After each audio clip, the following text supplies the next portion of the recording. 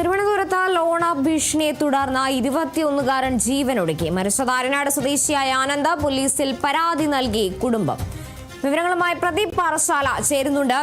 പ്രദീപ്, എന്തായാലും ലോൺ ഭീഷണിയെ തുടർന്ന് മറ്റൊരു മരണം കൂടി നമ്മളുടെ മുന്നിലേക്ക് എത്തുകയാണ്. എന്താണ് ഈ ഒരു 21കാരന്റെ ജീവനൊടുക്കാനിടയായ സാഹചര്യം?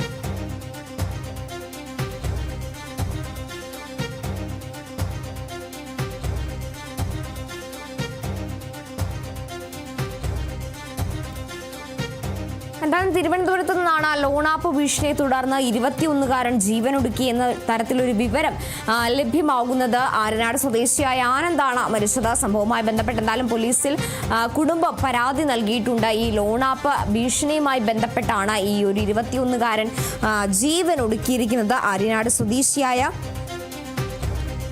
ആനന്ദാണ് മരിച്ചിരിക്കുന്നത്. സംഭവവുമായി ബന്ധപ്പെട്ട എന്തായാലും കുടുംബം പോലീസിൽ പരാതി നൽകിയിട്ടുണ്ട്. ഈ ആശുപത്രി കൊണ്ടുവന്നാ ലേറ്റായെന്ന് ഒരുപാട് താമസം എന്ന് പറഞ്ഞാൽ യുവന്മാർ ചെന്നിട്ട് ഈ എൻ്റെ മോനെ കൊണ്ടുപോകാതെ ഇവങ്ങൾ തക്കം ചെയ്തെന്ന് പറഞ്ഞാൽ ഈ കടയിൽ അർജുൻ എന്ന് പറഞ്ഞ പയ്യായി ഇവൻ്റെ ഫോട്ടോ എടുക്കുന്നത് ബസ്സിൽ. എങ്ങനെ എൻ്റെ മോൻ യവന്മാർ ചെന്നപ്പോൾ യവൻ കണ്ട് എന്നിട്ട് യവന്മാർ ഫോട്ടോ എടുത്ത് ഈ ബ്ലഡായിട്ട് വലിച്ച് കിടക്കുക. ഈ ഫോട്ടോ അവൻ്റെ മൊബൈലിൽ ഇപ്പോഴും ഉണ്ട്. ഞാൻ മെഡിക്കൽ വെച്ച് ചെന്നപ്പോൾ ഇവൻ കാണിച്ചു ചെയ്യുന്നത് അതാണ്. ഞാൻ അപ്പോഴും എൻ്റെ ഒരു അവസ്ഥ അതാണ്. ഞാൻ ഒന്നുമില്ല യവന്മാർ. എന്നിട്ട് നമ്മുടെ ആരായിട്ട് വിളിച്ചാൽ കിട്ടാതെ വണ്ടി ഉണ്ട്. ആട്ടോ വിളിച്ചത് എത്ര സമയമെന്ന് ഒരു മണിക്കൂർ പോയി അക്കൗണ്ടിൽ നിന്ന് ഒരുപാട് പൈസ പിള്ളേരെ പറ്റിച്ച് ആൾക്കാരിൽ നിന്ന് വാച്ച് കൊടുത്തു. എന്തായാലും ഓൺലൈൻ വഴിയെടുത്ത ലോണിന്റെ തിരിച്ചടവ് മുടങ്ങിയതിനെ തുടർന്നാണ് ഇത്തരത്തിൽ ലോൺ മാഫിയ ആനന്ദിന്റെ ഫോട്ടോകളടക്കം അശ്ലീലമായി മോർഫ് ചെയ്ത ബന്ധുക്കൾക്കും സുഹൃത്തുക്കൾക്കും അടക്കം വാട്സപ്പ് വഴി അയച്ചു കൊടുക്കുന്ന ഒരു സാഹചര്യം ഉണ്ടായത്. ഈ സാഹചര്യത്തിന് പിന്നാലെയാണ് ഇത്തരത്തിൽ ഈ 21കാരൻ ജീവൻ ഒടുക്കുന്നത്. ആര്യനാട് സ്വദേശിയായ ആനന്ദാണ് മരിച്ചിരിക്കുന്നത്. ഈ ലോൺ ഓൺലൈൻ വഴിയാണ് ആനന്ദ് ഇത്തരത്തിൽ ഫോൺ വഴി ലോൺ ആപ്പ് വഴി ലോൺ എടുക്കുന്നത്.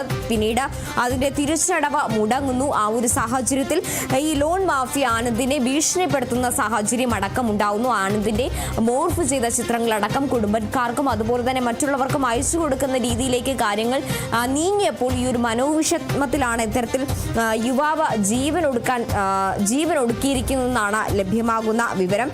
കഴിഞ്ഞ 5 ദിവസമായി ഇത്തരത്തിൽ ആശുപത്രിയിൽ ചികിത്സയിൽ ഇരിക്കെയാണ് എന്തായാലും ഇന്ന് മരണം സംഭവിച്ചിരിക്കുന്നത്.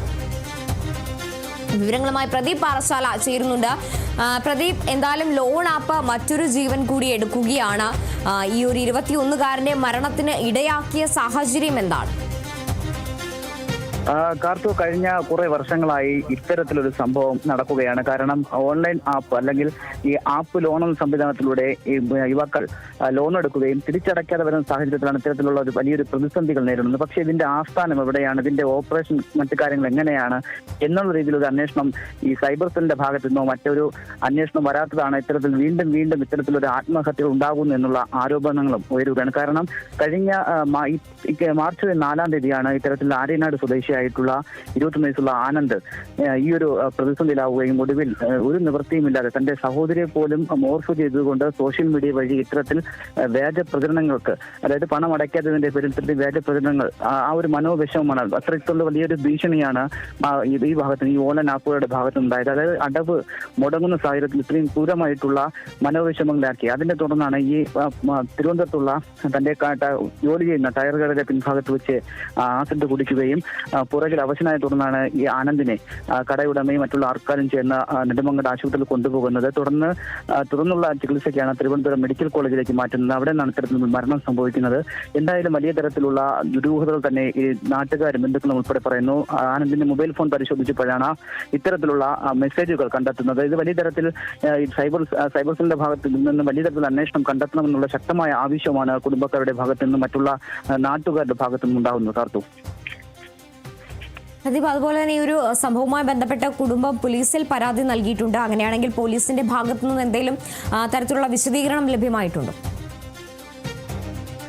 നിലവിൽ നമുക്ക് പോലീസിന്റെ ഭാഗത്തു നിന്ന് അറിയാൻ സാധിക്കുന്നത് ഇത് എത്തരത്തിലാണ് ഈ ലോൺ എവിടെ നിന്നാണ് എടുത്തത്, ഏത് തരത്തിലാണെന്നുള്ള വ്യക്തമായിട്ടുള്ള ഒരു ധാരണ ഈ ബന്ധുക്കൾക്കും അല്ലെങ്കിൽ കുടുംബക്കാർക്കും വ്യക്തമായ ഒരു മനസ്സിലാക്കാൻ സാധിച്ചിട്ടില്ല. ഈ ഫോണിൽ കണ്ട ആ ഒരു ഈ ഭീഷണി, അതായത് തന്റെ മോർഫ് ചെയ്ത ചിത്രങ്ങൾ ബന്ധുക്കൾക്കുൾപ്പെടെ വേഗമായിട്ട് അയച്ചു കൊടുത്താണ് ഇത്തരത്തിൽ ഭീഷണി ആദ്യ തുടക്കമായത്. ഒടുവിലാണ് ഇദ്ദേഹത്തിന്റെ സഹോദരിയുടെ ചിത്രങ്ങൾ വരെ ഉപയോഗിച്ചിട്ടുള്ള ഒരു ഭീഷണി പുറത്തു വരുന്നത്. ഈ ഒരു സാഹചര്യത്തിലാണ് ഇദ്ദേഹം മരണത്തിലേക്ക് കീഴടങ്ങി എന്നുള്ള ഒരു ദുരൂഹത കൂടി ഈ ഭാഗത്ത് നമുക്ക് മനസ്സിലാക്കാൻ സാധിക്കുന്നുണ്ട്. ശരി, വ്യക്തമാണ്. പ്രദീപ് പാറശാലയാണ് വിവരങ്ങൾ നൽകിയത്.